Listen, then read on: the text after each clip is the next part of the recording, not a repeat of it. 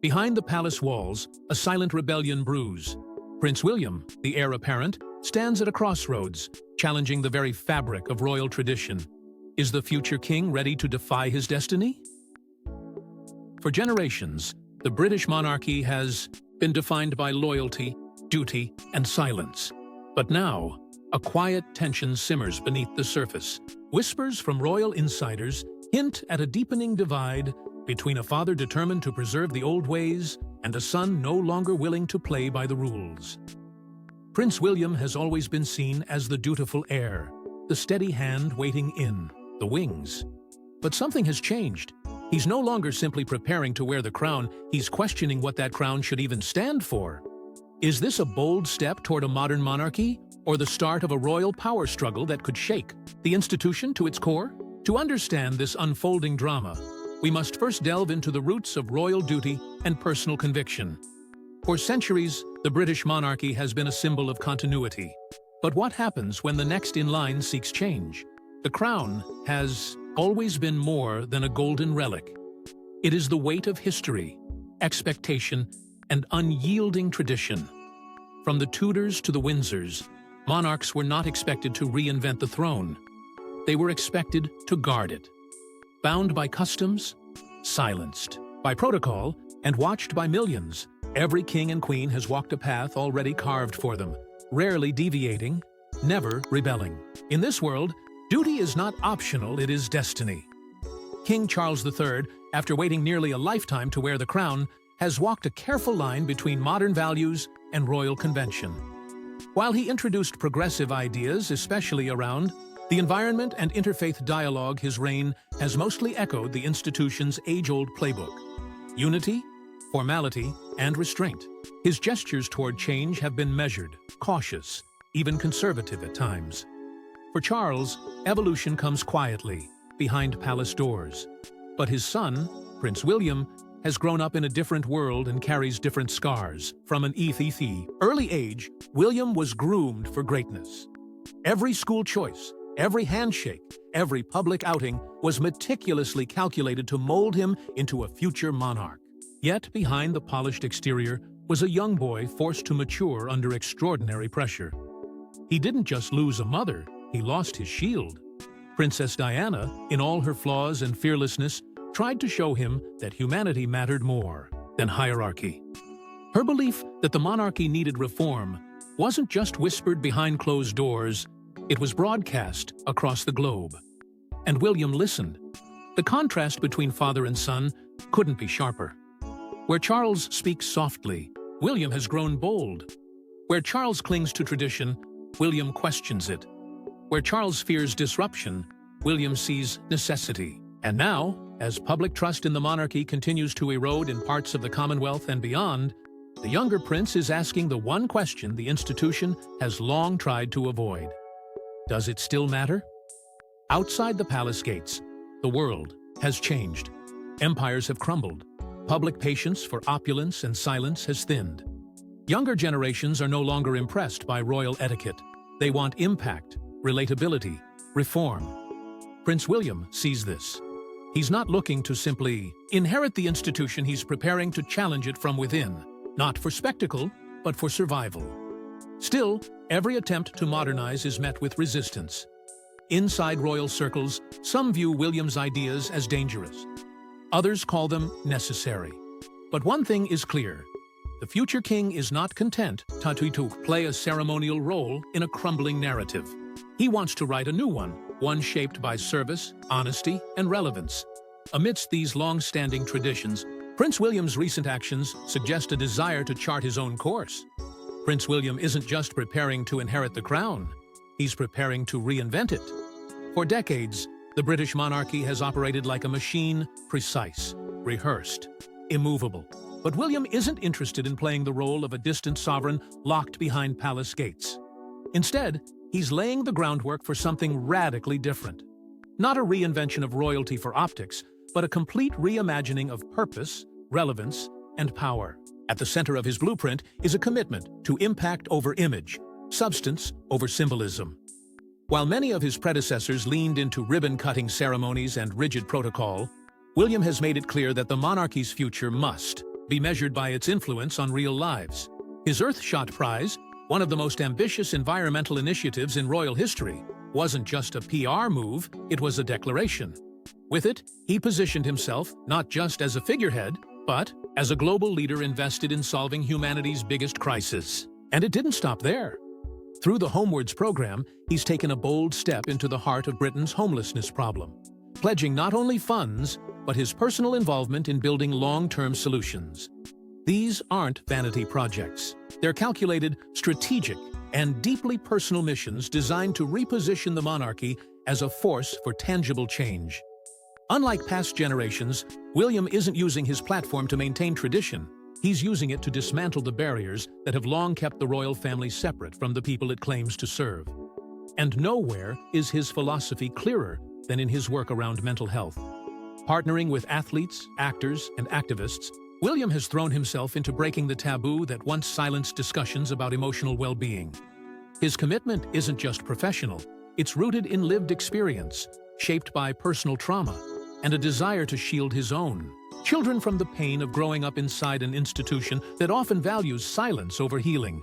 He's not trying to be perfect, he's trying to be human. And that perhaps more than any policy or campaign is what sets him apart. William once referred to himself as a royal with a small r, a phrase that raised eyebrows among traditionalists. But to him, it's not an insult to the throne, it's a challenge to elevate it. By stepping away from the pedestal, he believes he can bring the monarchy closer to the people. And in doing so, he hopes to make it stronger. The contrast between father and son is impossible to ignore. Where Charles prefers formality, William leans into authenticity. Where Charles follows precedent, William follows instinct. And while the elder king continues to navigate the monarchy through the lens of historical duty, William views it through the lens of modern purpose. The public, especially younger generations, have taken notice. His relatability, candor, and commitment to change have sparked admiration far beyond Britain's borders. And yet, within palace walls, admiration doesn't always equal approval. However, such a transformative vision doesn't come without friction, especially within the royal family. When tradition meets innovation, even familial bonds can be tested. For the British monarchy, appearances have always been everything. Behind the polished smiles and carefully worded statements lies a world most people never see, a world where bloodlines collide with power, and where personal beliefs are often sacrificed on the altar of duty. Within that space, the relationship between King Charles and Prince William has grown increasingly fragile. On the surface, they stand united. But beneath it, a quiet tension continues to simmer, one built not on bitterness, but on fundamentally different views of the crown. Those closest to the palace have long observed Charles's growing discomfort with William's bolder choices. The king, raised under the strict gaze of Queen Elizabeth, has spent a lifetime conforming to royal convention. He's deeply aware of how easily the monarchy can be shaken by a single misstep. So when his son, the future of the institution, begins pushing for changes that challenge its foundations, concern quickly turns to caution.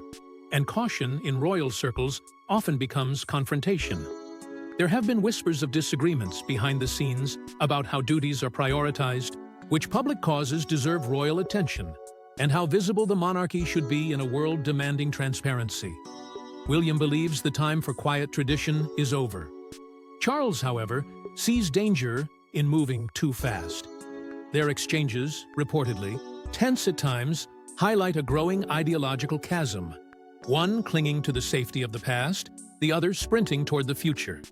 Their personal struggles have only complicated matters. King Charles's recent health scare reminded both men of time's cruel pace. For a brief moment, it seemed to soften the rift. Shared vulnerability brought them closer. But once the immediate crisis passed, the pressure of succession returned, and so did the friction. William, once seen as a bridge between generations, is now at odds with the very institution he's destined to lead. And the man guiding him, his father, is increasingly wary of where that path may end. Inside the palace, attempts at mediation have reportedly failed to restore full harmony. Some aides walk a tightrope between loyalty to the king and respect for the heir. Even Queen Camilla, often viewed as a stabilizing presence, has struggled to ease the growing divide. Body language experts have noted the subtleties: avoided eye contact during engagements, distant postures, forced smiles. The clues are small, but for a monarchy where image is power, they're impossible to ignore. But this is more than a family drama. It's a battle for the soul of the monarchy. William isn't rebelling out of pride. He's challenging what he sees as outdated expectations that no longer serve the people. Charles, for all his efforts to appear progressive, still carries the burden of a monarch shaped by restraint, and that difference may ultimately determine the crown's direction. Amidst these internal struggles, William's stance on certain royal matters has been particularly telling. In the face of scandal, Prince William takes a stand that could redefine royal accountability. The fall of Prince Andrew was more than a personal disgrace. It was a test of the monarchy's moral spine. Accused of ties to convicted sex offender Jeffrey Epstein and later entangled in a civil lawsuit alleging sexual abuse, Andrew's name became a lightning rod for criticism, not only for his alleged actions, but for the palace's slow and calculated response. For decades, royal scandals had been buried under centuries of protocol and polished smiles. But this one refused to go quietly. And within the eye of the storm stood a young prince, watching the institution he would one day lead falter. Publicly, painfully, and in real time, King Charles, then still the Prince of Wales, approached the crisis with restraint. In keeping with royal tradition, decisions were made carefully, consultations held behind closed doors, statements crafted with surgical precision. Eventually, Andrew was stripped of his patronages and military titles and instructed to step back from public life. But critics argued it wasn't enough, and it wasn't fast enough. The monarchy had acted reactively, not decisively. The damage was already done. But Prince William saw it differently. To him, the scandal wasn't just a PR nightmare, it was a test of principle. Reports suggest that William was instrumental in pushing for harsher consequences, advocating for a complete and permanent severance between the institution and his disgraced uncle. According to palace insiders, William was firm. If the monarchy was to survive into the next generation, it had to prove it could hold its own accountable, even if that meant turning on family. This wasn't about politics, it was about legacy. William understood that a future king cannot afford the appearance of favoritism or selective justice. While Charles moved with caution, his son spoke with conviction. And in doing so, William made something clear. The days of shielding royals from consequences were coming to an end. The implications of his stance rippled through the palace. For some, it was seen as a bold move, a declaration that the next generation of leadership would be more transparent, less forgiving of privilege without responsibility. For others, it was seen as disruptive, even disrespectful. After all, Andrew wasn't just a disgraced figure. He was still a brother, an uncle. But William didn't flinch. To him, blood couldn't outweigh public trust. The press, for once, applauded. Headlines praised William for taking a firm line. Public opinion swung in his favor, especially among younger Britons who had long questioned whether the monarchy could remain relevant in a world of justice and equality. William's quiet rebellion had struck a chord, not with palace loyalists, but with the people. And that's what set him apart.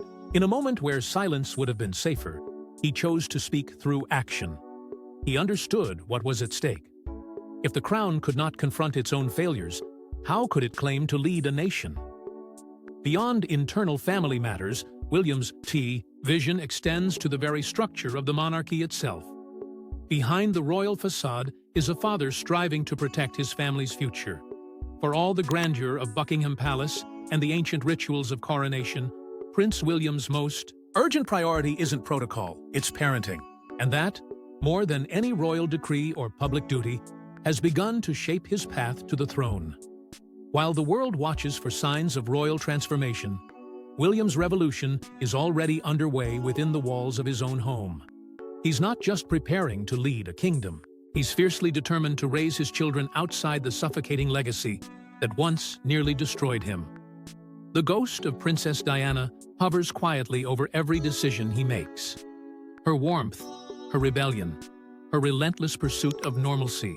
Despite wearing a crown, these aren't just memories. They're blueprints. Diana didn't want her boys to grow up in a gilded cage, and William took that message to heart.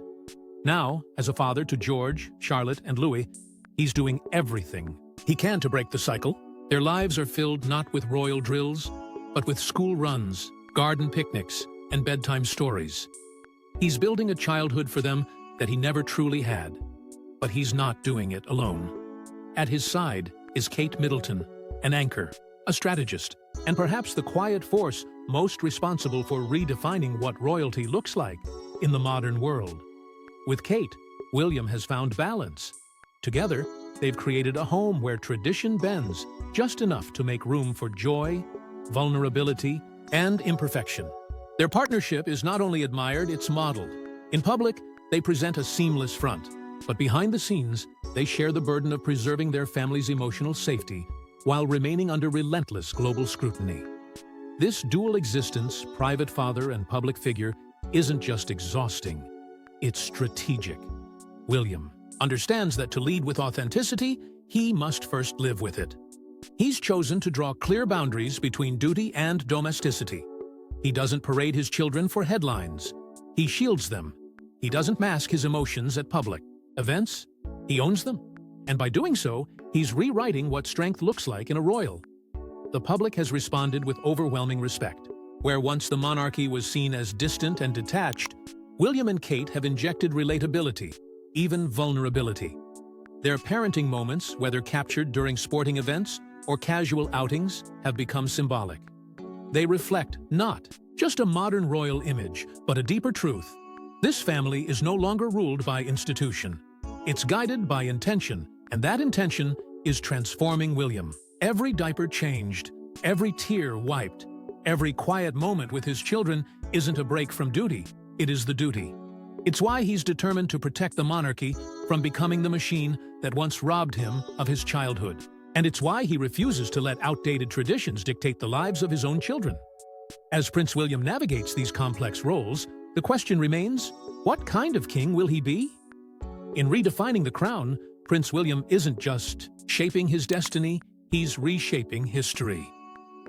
From the moment he was born, his life was tethered to an ancient system, one that expected obedience, silence, and performance.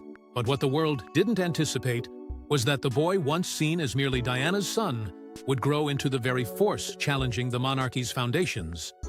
William's journey hasn't been marked by rebellion for rebellion's sake. It has been carved through years of watching, waiting, and finally, choosing to speak not with words, but with action.